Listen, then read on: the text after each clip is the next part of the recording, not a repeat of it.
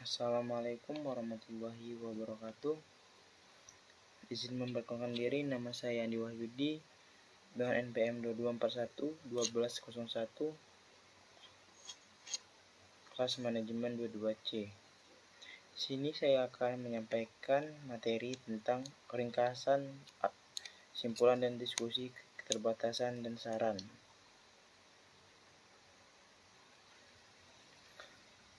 Selanjutnya, tujuan pembelajaran. Yang pertama, memahami tentang ringkasan. Selanjutnya, memahami tentang diskusi. Yang ketiga, memahami tentang simpulan. Yang keempat, memahami tentang keterbatasan. Yang terakhir, memahami tentang saran-saran. Yulianto 2008 mengemukakan bahwa akhir dari penelitian ilmiah adalah ringkasan, simpulan, diskusi, keterbatasan, dan saran-saran.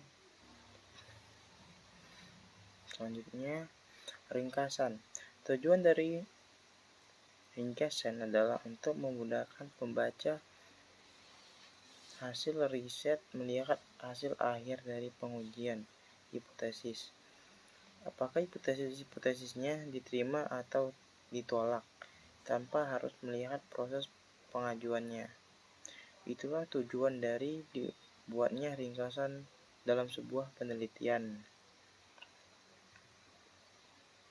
Diskusi perlu dilakukan untuk menjelaskan mengenai hasil riset seperti itu. Jika hipotesis diterima, maka diskusi riset berarti menjelaskan mengapa hipotesis alternatif tersebut diterima, begitu pula sebaliknya. Jika ditolak, maka menjelaskan mengapa hipotesis alternatif tersebut ditolak.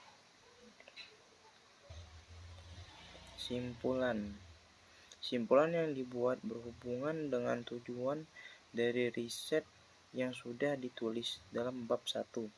Simpulan yang menjawab apakah tujuan riset tercapai atau tidak.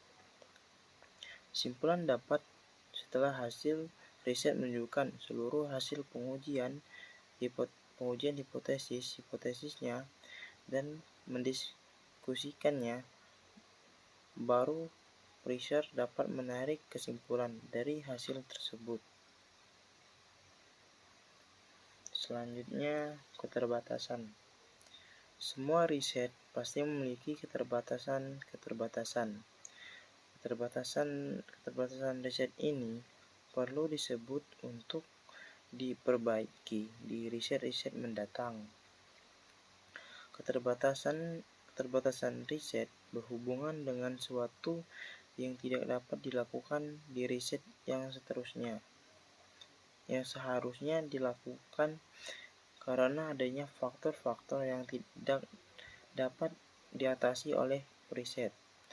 Misalnya, keterbatasan dana, keterbatasan waktu, dan keterbatasan tidak tersedianya data.